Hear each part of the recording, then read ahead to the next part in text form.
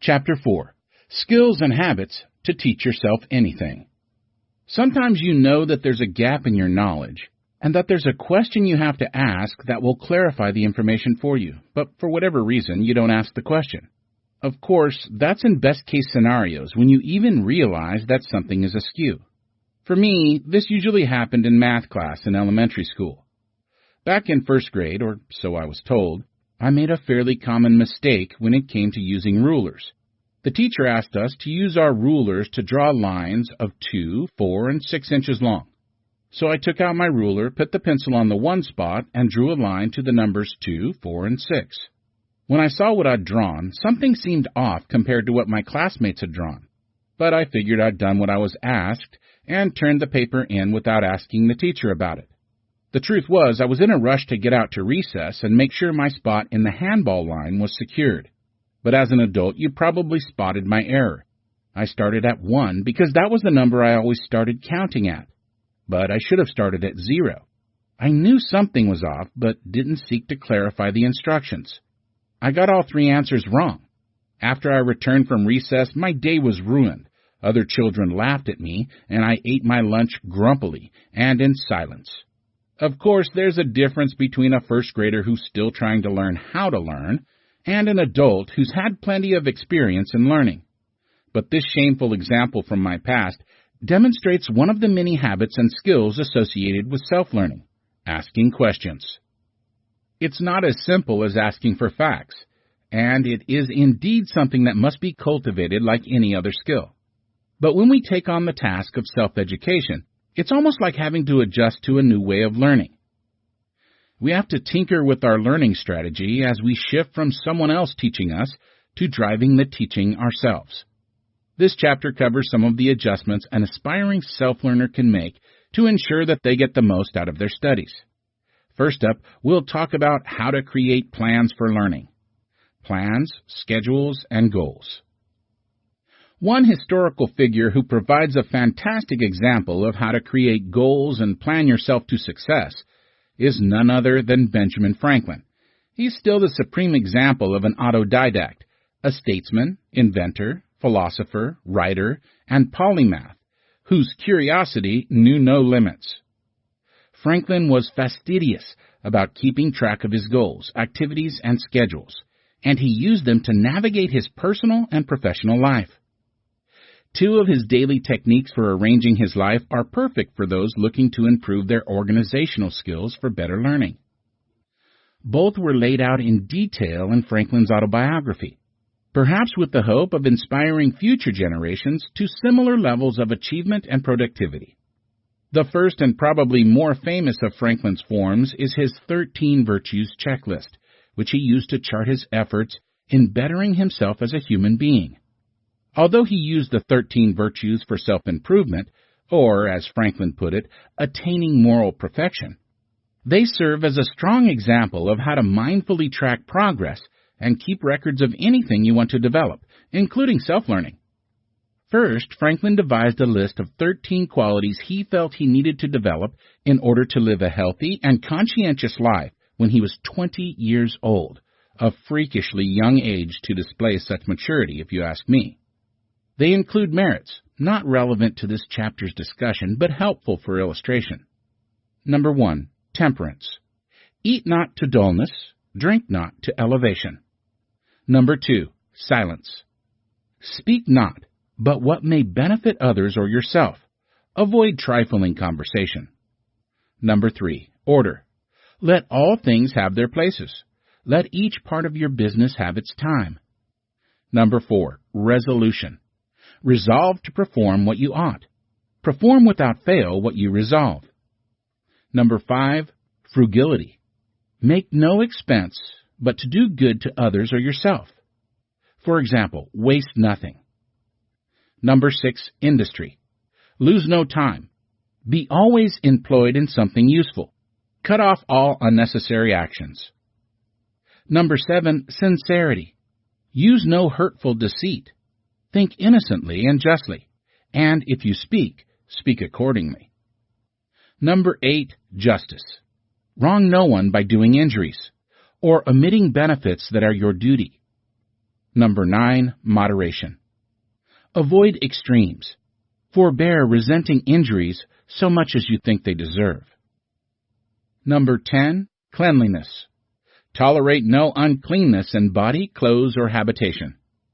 Number 11, tranquility. Be not disturbed at trifles or at accidents, common or unavoidable. Number 12, chastity. Rarely use venery, but for health or offspring. Never to dullness, weakness, or the injury of your own or another's peace or reputation. Number 13, humility. Imitate Jesus and Socrates. Then he devised a system by which he strove to improve each area in a very deliberate, methodical way. Coming up with the idea for the list itself is revolutionary in a way, since it focused his attention on what he was trying to accomplish. It was also a tall task. How many goals are you currently working on right now? Is it anywhere close to 13? It's time to rethink what is possible. Franklin drew up a series of cards, each of which contained a very simple table with 7 columns and 13 rows. Heading each column were the 7 days of the week, Sunday through Saturday. At the head of each row were symbols for each of his 13 virtues. At the top of the entire page, Franklin wrote down the virtue that he chose to pay particular attention to for the duration of the week.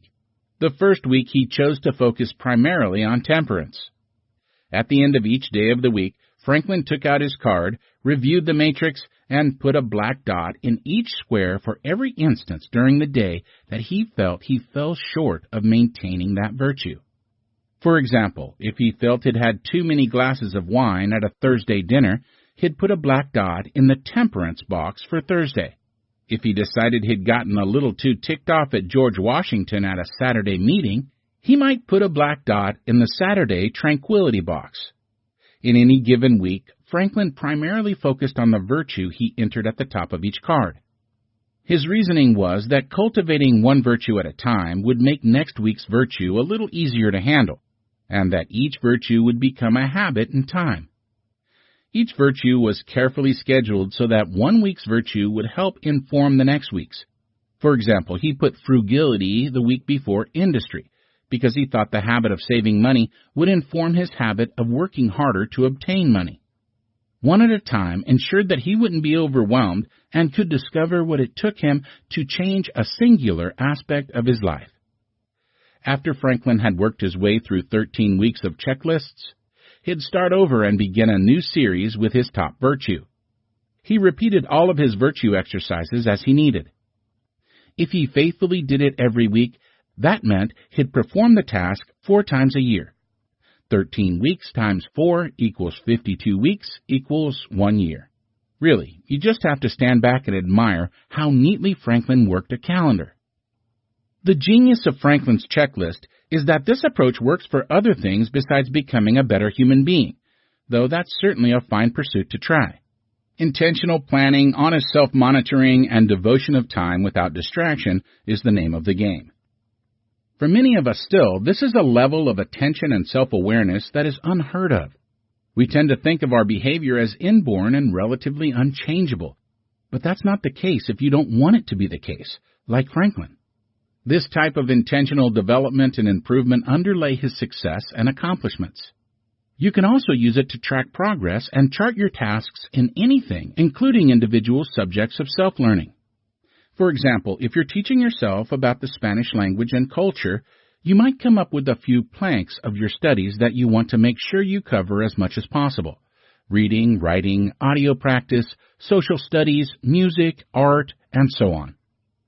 It might not make sense to cover each of these areas every single day, or maybe it would. But at least a certain number of times each week would be helpful. Instead of focusing on a virtue of the week, as Franklin did, maybe you'd pick a certain aspect of Spanish studies to focus on. Food, history, politics, sports, art, manners, whatever you know you'll be covering and could organize in a weekly cadence. The key to this system's success is knowing what aspects of your studies are most important to maintain. The same way Franklin decided what virtues were most essential for him to build on. Each subject will have different areas of importance. Separate them out and organize a plan of attack toward them that ensures that all your bases are covered. Your brain can only handle so many things at once, so plan yourself out of overwhelm and multitasking. Progress and learning in any regard require a steady march, even one that is tracked by weeks and years, as Franklin's 13 virtues were.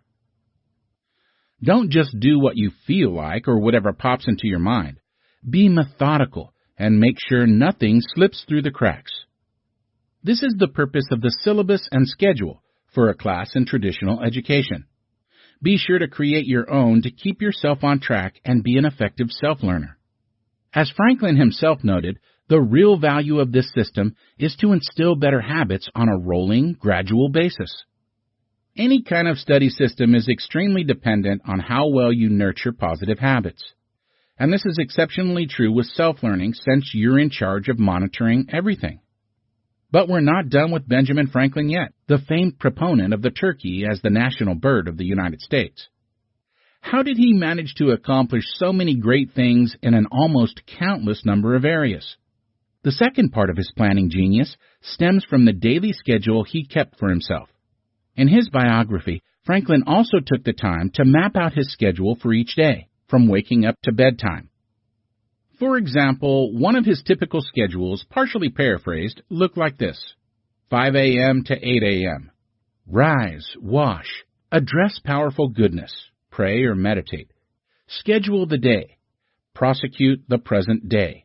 Study and research whatever projects he was pursuing besides work. Eat breakfast. 8 a.m. to 12 p.m. Work. 12 p.m. to 2 p.m. Read. Overlook my accounts. Attend to his personal or financial business. Eat lunch. 2 p.m. to 5 p.m. Work.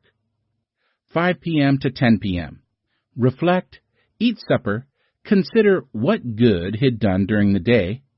Enjoy diversion like hobbies, music, or conversation. 10 p.m. to 5 a.m. Sleep. This may not look like an especially precise schedule in comparison to the schedules we may keep today, considering the infinite number of appointments and meetings we tend to fill our calendars with, but it's a great example to follow because it allows room for everything necessary to one's mental well-being. It treats personal and recreational activities with the exact same importance as business and work. Everything he did was directed. It had its proper time and context, and all his activities were vital to his development, the same way his virtues were. In an ideal world, a schedule focused on self-learning wouldn't look too different. Franklin also differentiated between work he had to focus on exclusively, in those bigger morning and afternoon chunks, and work he could do while he was doing something else, like overlooking his accounts and conducting his personal studies. That undoubtedly gave him some flexibility and ease when he could take care of affairs that were important but could be done at a less active pace, among other relaxing things he did, like lunching. Actually scheduling time for personal reflection, something most of us probably don't think to do, shows that he realized it was both a vital activity to pursue and that it had its place during the day, no more or less important than anything else on his docket. Even with his somewhat slower pace of life, compared to our own, that is, Franklin didn't always strictly keep to his schedule. That's fine. I'm sure in his day, like our own, things just came up. The benefit of having that daily plan was that it made him happier to at least try to live according to a schedule. If he didn't even have an idea of what he wanted to accomplish on a certain day, he'd be lost. Having a schedule helped him feel more organized and productive, even if he didn't follow it 100% every single day. Simply having something to refer to with pre-made decisions can lend guidance and structure to a day that wouldn't exist otherwise. You see, it's when we are faced with decisions that we run into problems. Once you remove the presence of decisions with a detailed schedule, you are far more likely to go along with what needs to happen. So using Franklin's overall concept for your own schedule, here are some guidelines you should follow. Give yourself a couple of daily blocks to focus on your primary work, but give yourself as much flexibility within those blocks to mentally wander. Large blocks of time are more forgiving and allow you the space to go where the wind takes you. Schedule some time for recreation, leisure, personal reflection, or socializing with family and friends. Franklin knew these aspects were crucial enough to make room for them, especially personal reflection and understanding what went well and what needed to change during the day. The brain can't run on full speed all the time. Treat your personal goals with the same respect as your professional goals. In other words, schedule your self-learning with the same priority as your other responsibilities. Spend a relatively equal amount of time planning, ruminating, analyzing, and preparing as you do actually taking action. What went well and what didn't? Make sure you're doing the right thing instead of the easy thing, and that you learn from your mistakes and inefficiencies. Wash. Definitely find time to wash.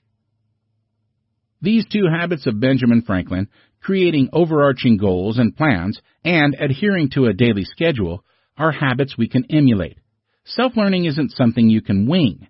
Planning is paramount to self-learning because it is inherently tedious and boring, and sometimes you just can't give yourself the choice to not. Take a cue from this famous founding father and protect yourself from your worst impulses. The structures of long-range planning and schedules make it easier for us to achieve our goals. This brings us to the next question. What were those goals again? Attempting to set goals like Benjamin Franklin's 13 virtues probably won't work for us for numerous and varied reasons. So how can we use goals to plan ourselves into better self-learning? The first guideline is to accept that you don't really know what you don't know yet, and you're not going to find out until you finally know it. In self-learning, frankly in any ambitious goal, you'll often be coming face-to-face with the unknown. It's uncomfortable at best. You need to understand that and not let it scare you off from making the goal, because that's exactly what it does to a lot of us.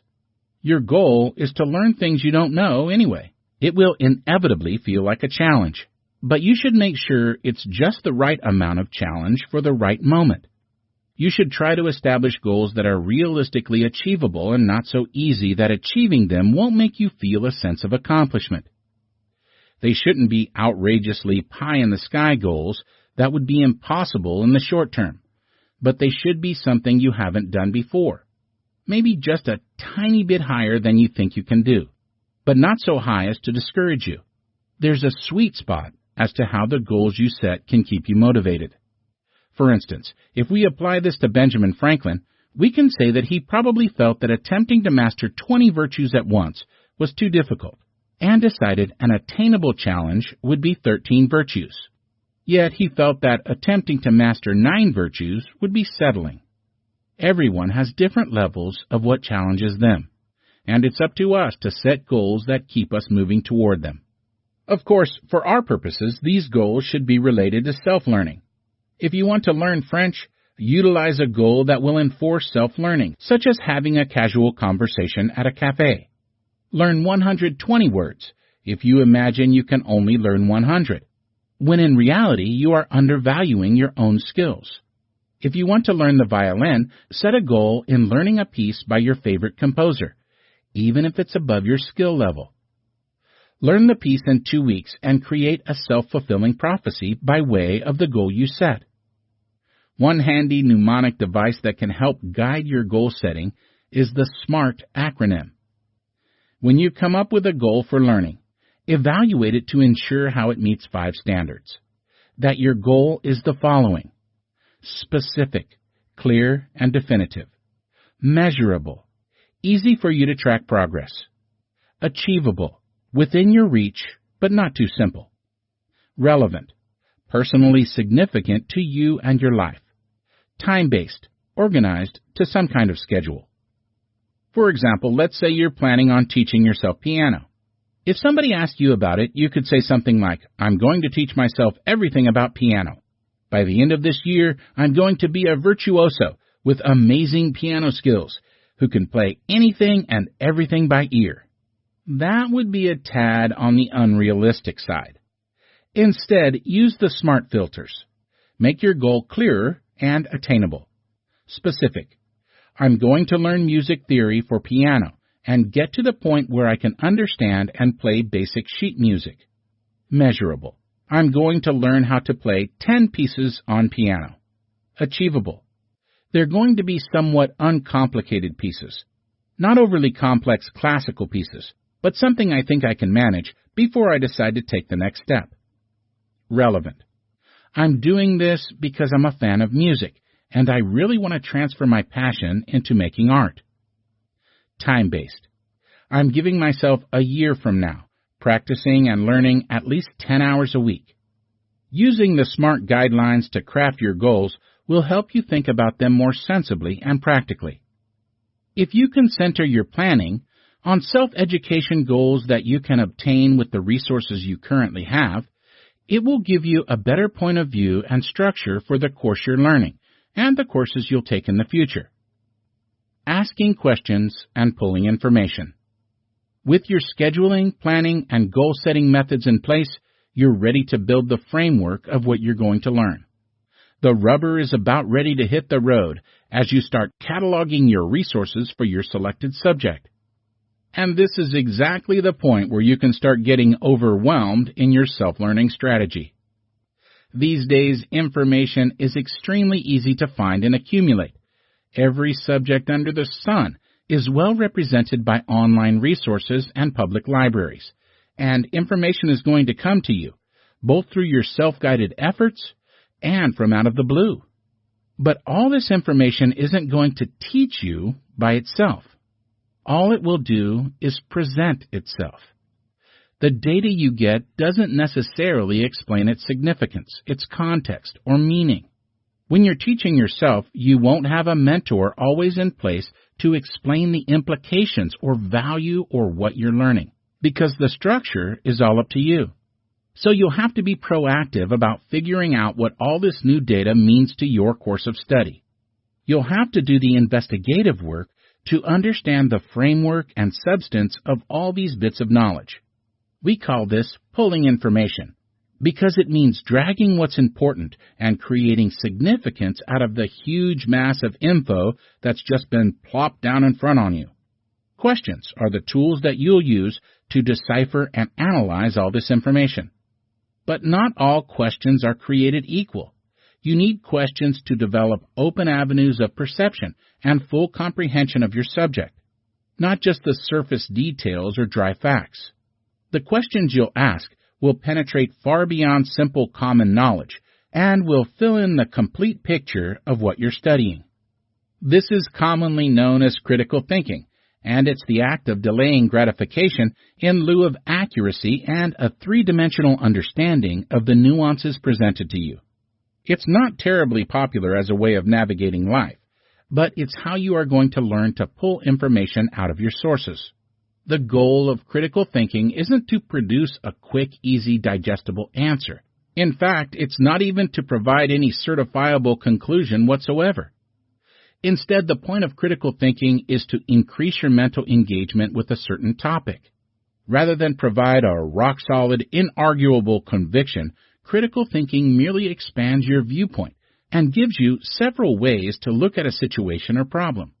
It gets you past the external noise and easy answers to show you the whole scope of a circumstance or issue.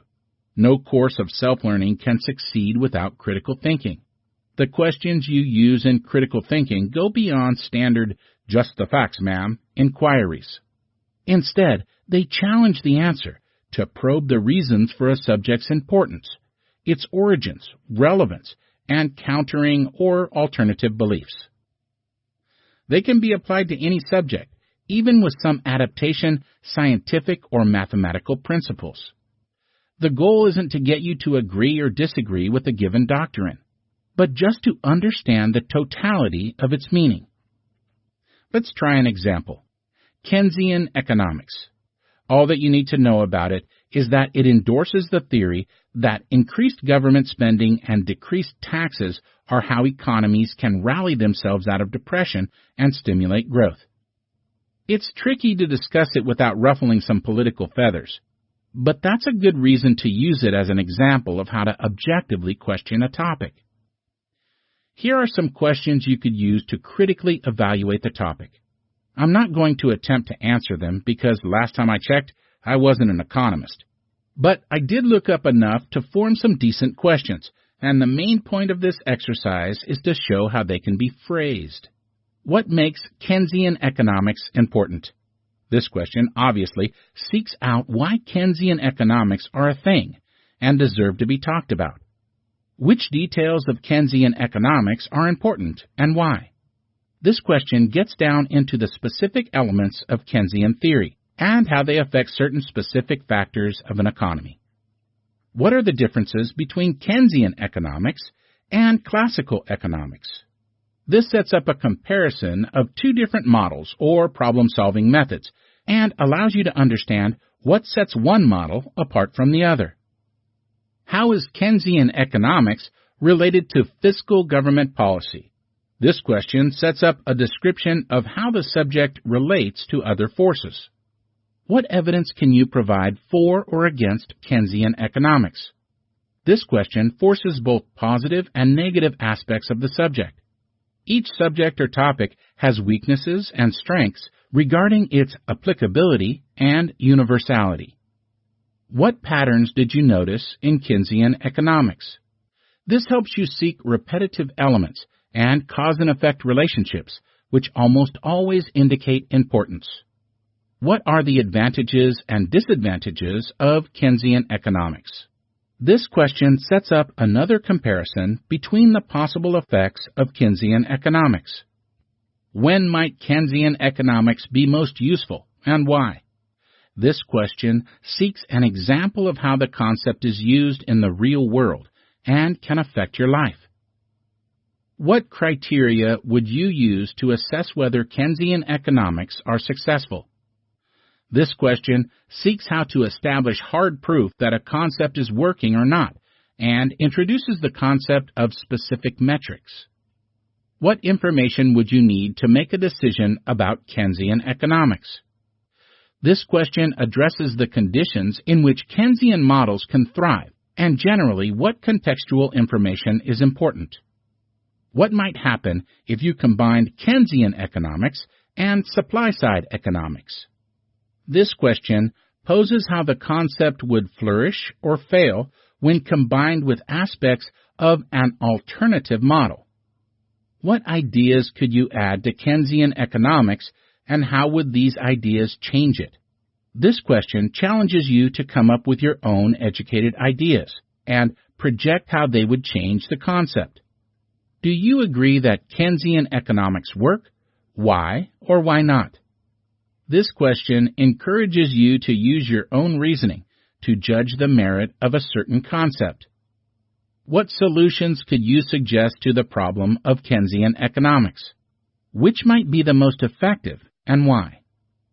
Similarly, this question calls upon you to reason what could potentially improve the theory.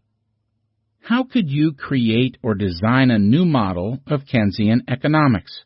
Explain your thinking. This question encourages you to reimagine the concept in accordance with your own ideas and project how they could work in the future. Whew! That's a lot of questions. It's only a fraction of the many sides and angles from which you can examine any given issue. None of them are answered in definitive terms, nor can they be. But their open-ended nature encourages you to pursue the facts from an objective standpoint. Is this beginning to sound circular and repetitive? It can indeed be a never-ending and tedious exercise. But if you keep the purpose of discovery and perspective at the forefront, it seems more meaningful. At this point, you may have used all your questions to formulate a theory or conclusion, or you've come across conclusions from others that address their interpretation of what the facts mean. But as with the questions you've just asked, the conclusions you come across, even your own, should also be subjected to the same kind of inquisition as to whether the conclusions are sound and hold up. The first few questions should address the structure of the conclusion, whether it comes from a sound basis in reasoning. A second set of questions addresses instead the quality of the conclusions and supporting arguments. We can see this through the same example of our Keynesian economics model. What are the issues and conclusions of Keynesian economics? This question addresses the foundation of the theory, the problem it was trying to solve, and what the answers are. What are the reasons for your conclusions? A well-worded conclusion will list out the facts being used to support it. This question identifies what those facts are, and you better separate facts from anecdotes or feelings. What assumptions are you using in your theory? If there are any variable factors being used when the conclusion is formed, it's important to ferret them out. For example, the Keynesian model specifically addresses economic depression, so an assumption might be assuming the economy has declined by 85% over the preceding year. The next two questions seek to expose the shortcomings of thought that may have compromised the findings of the conclusions. Are there fallacies in the reasoning? This question seeks out any inaccuracies, mistakes, or outright falsehoods in any of the reasons given. For example, the original conclusion could have been based on incorrect economic data from the 1930s.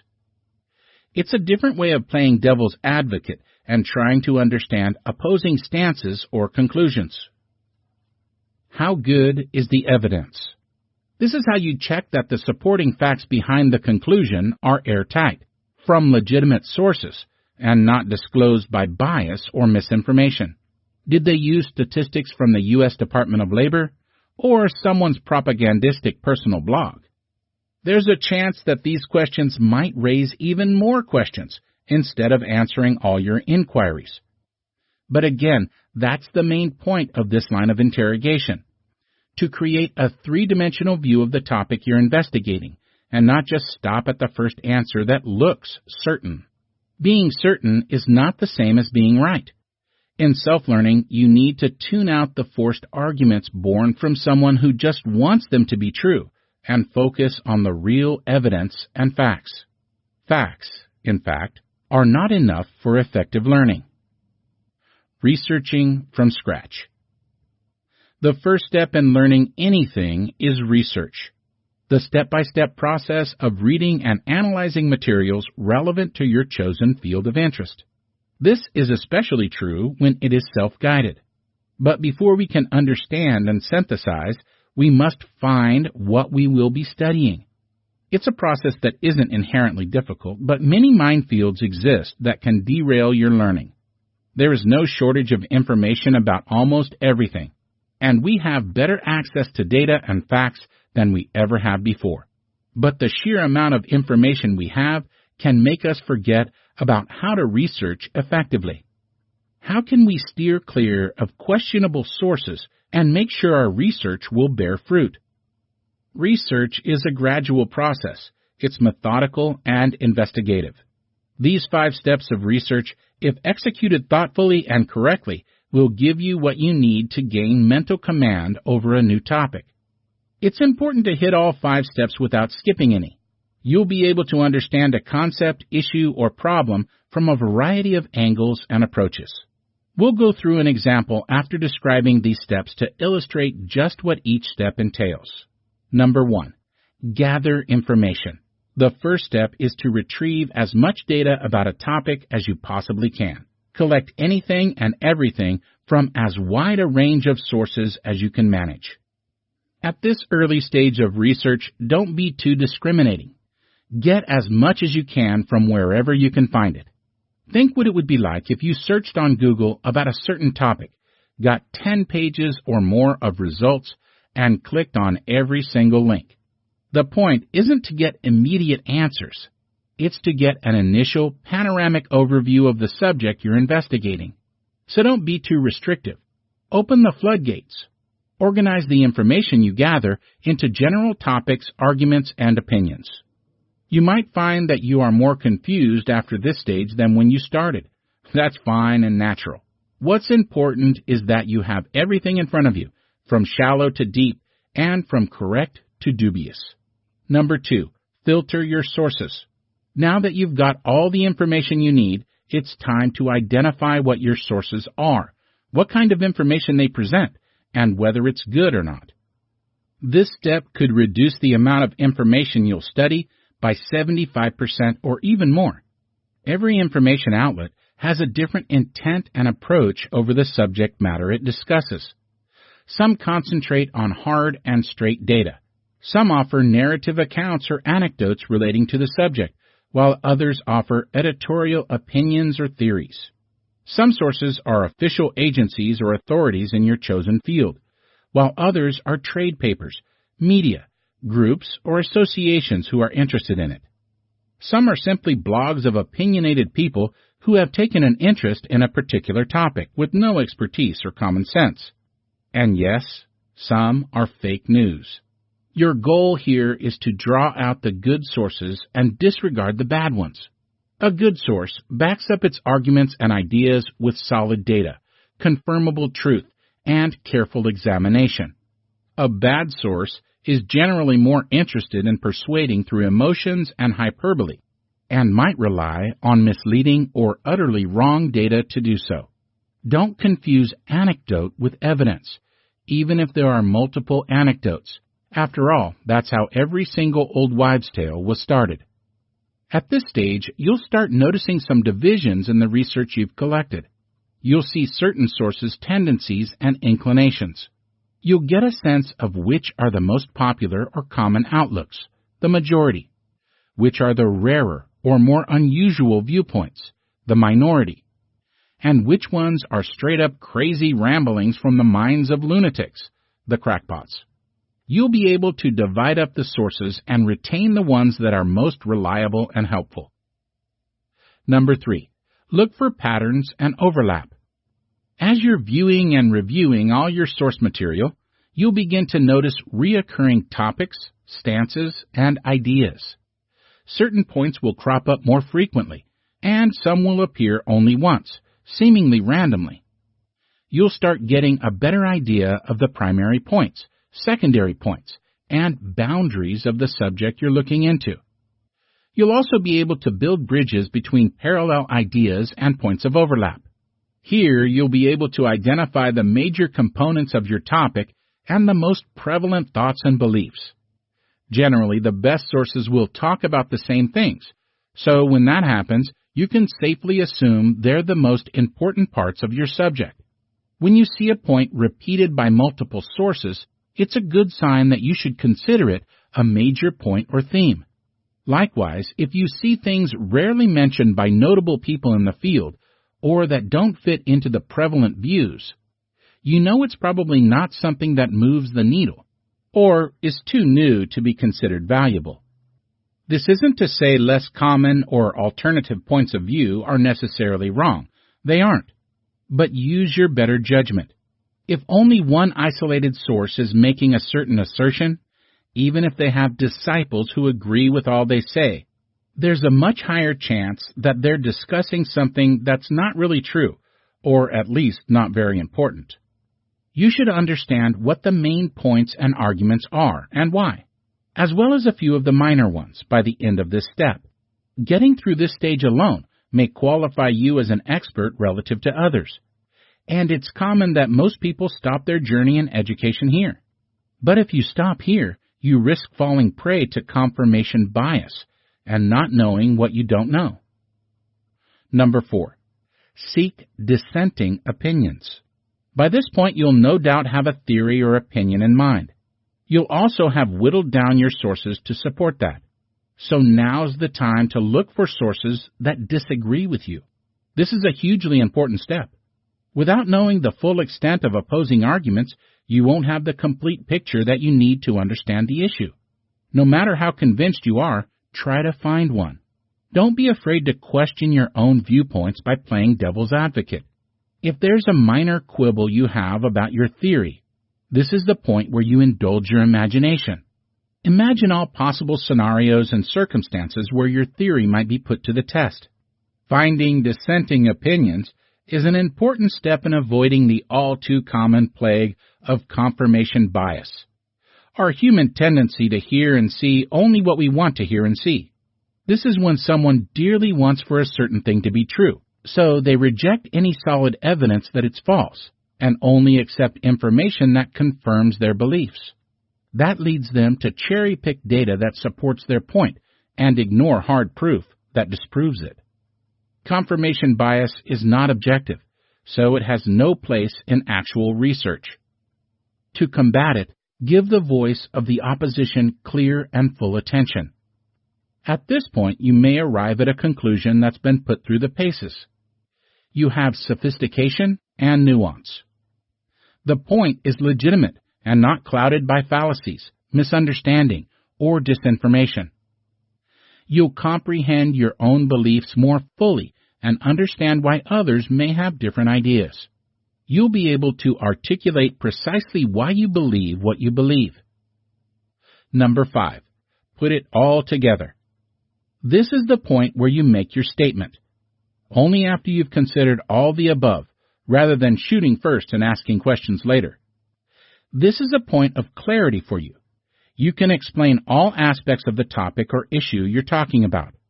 Write, speak, outline, or mind map confidently about your new area of knowledge. Here's an easy way to think about how to summarize your expertise. Put everything together to show how you understand the whole situation, including the small and nuanced points. X, Y, and Z because, however, A, B, and C because. If you can't do this with certainty, you may need to go back a step or two in the process.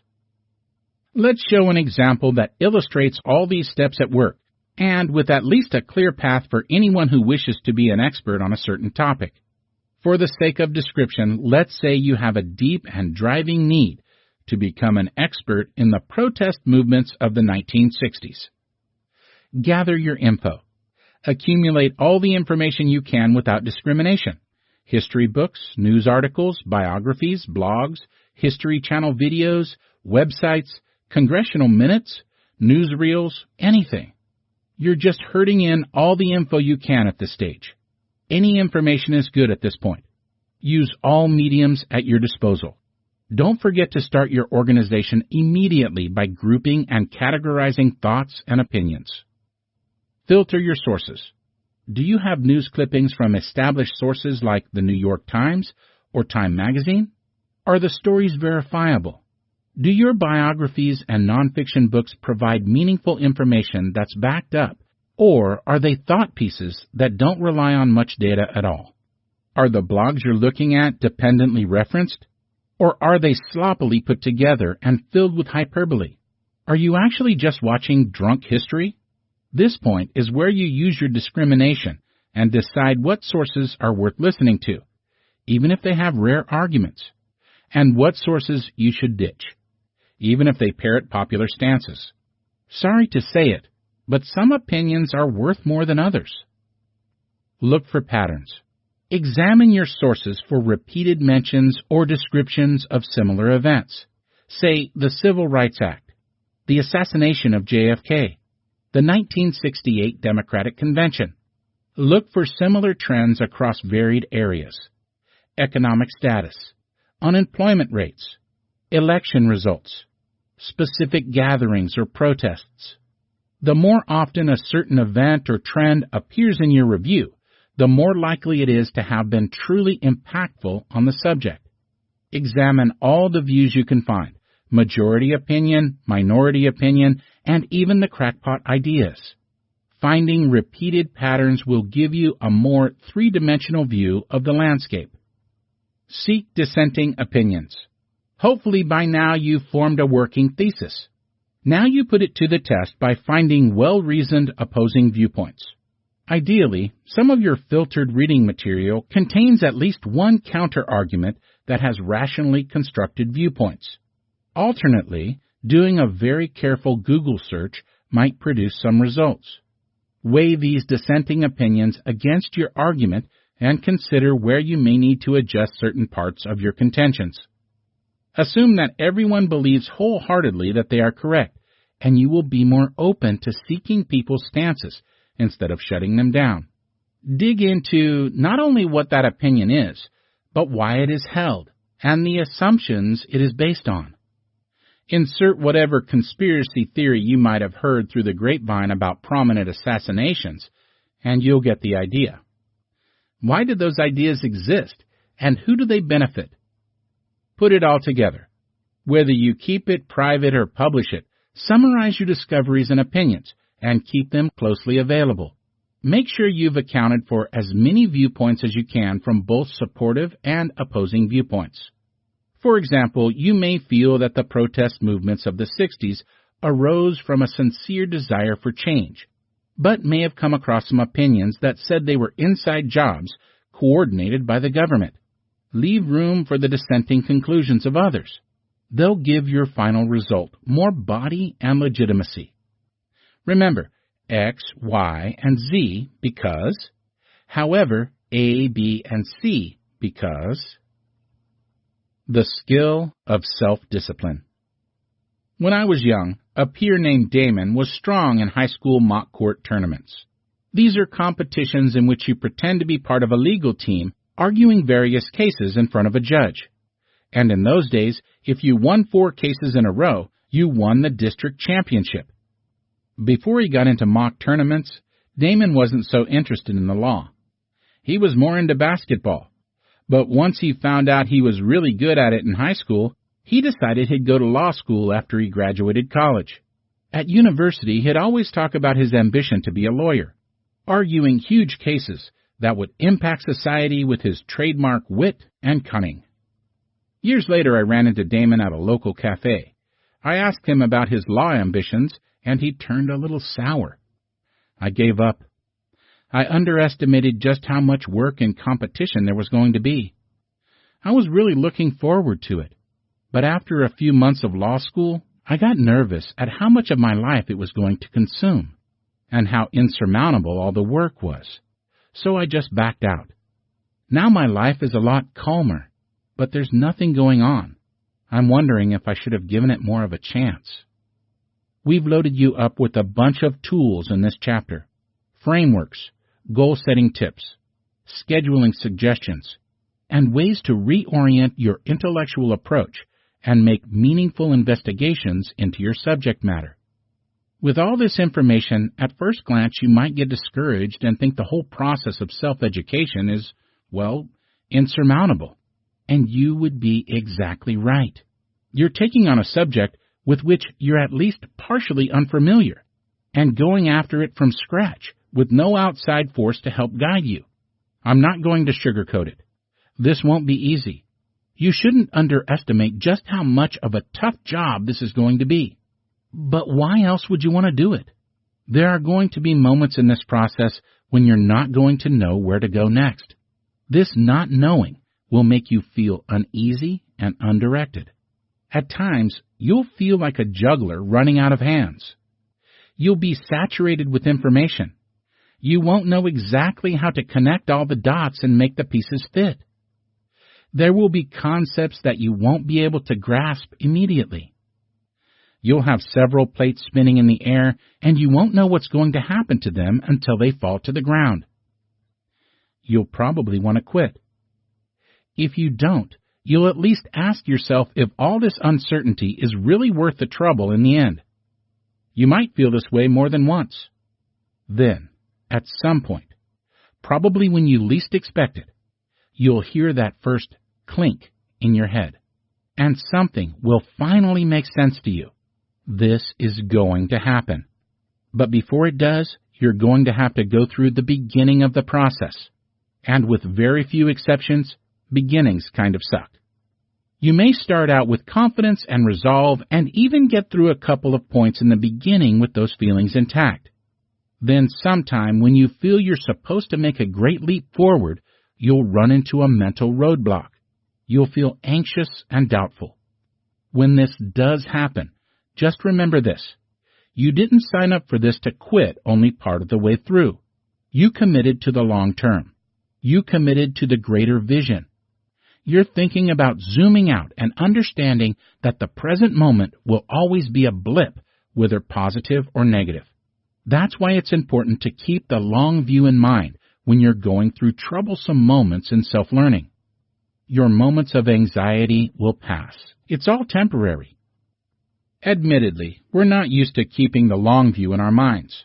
We're more conditioned to deal with what's right in front of us, to take care of the most immediate items. In that view, fears and worries have unusual power. They're right there in the moment, and we feel them more acutely. Disappointment and disillusion happen in everyone's lives, especially when we're working to make ourselves better. Those active negative emotions are present and certain, and the future that we're trying to improve isn't certain at all.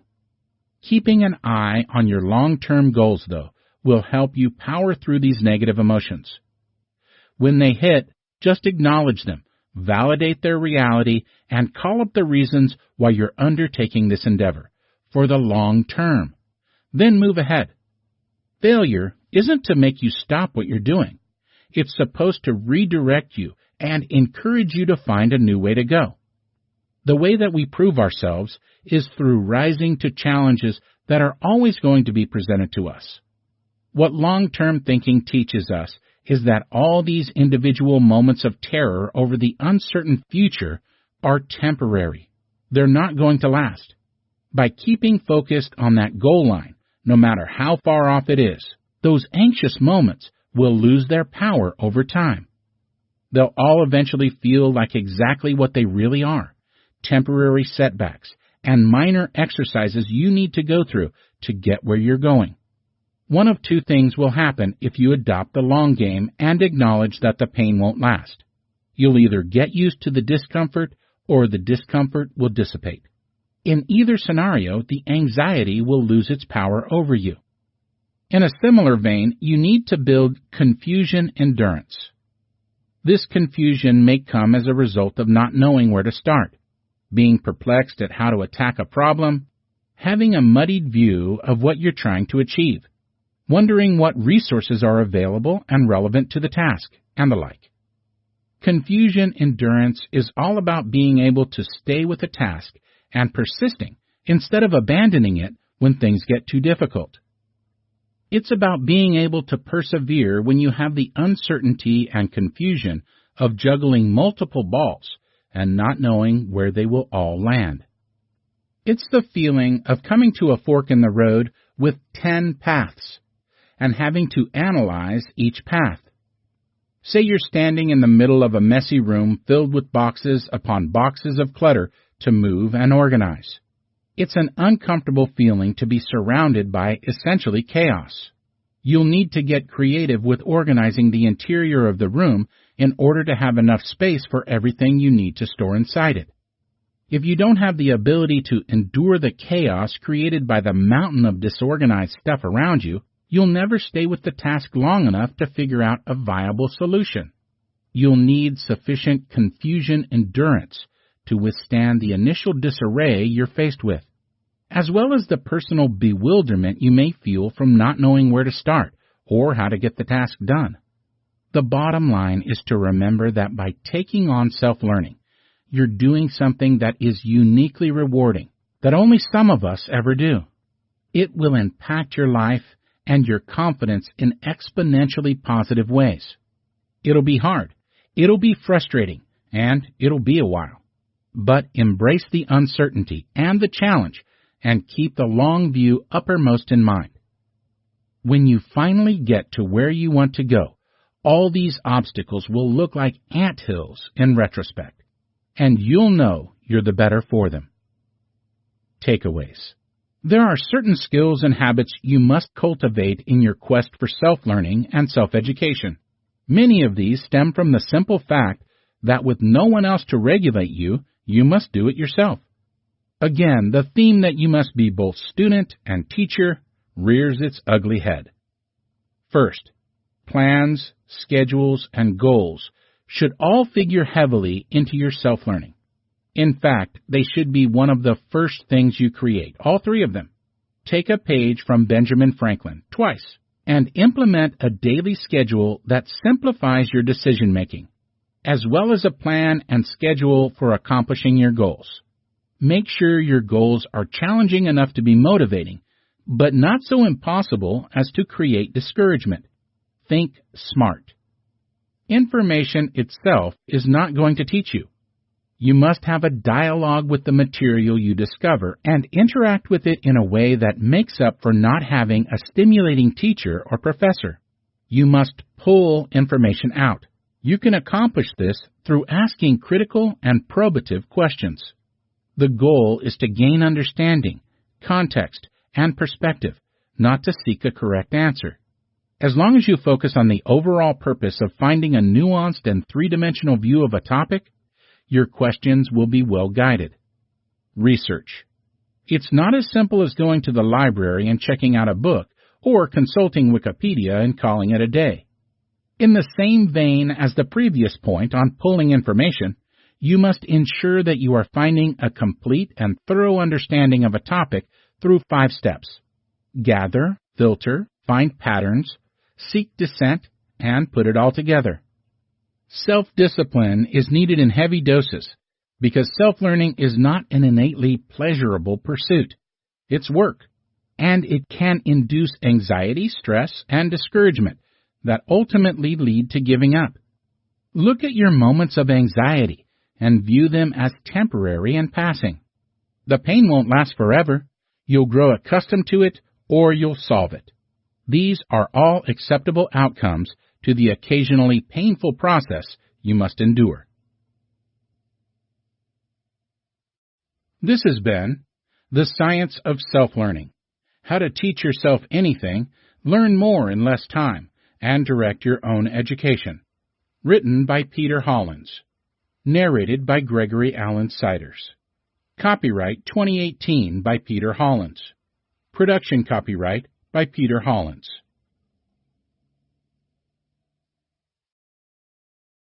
Audible hopes you have enjoyed this program.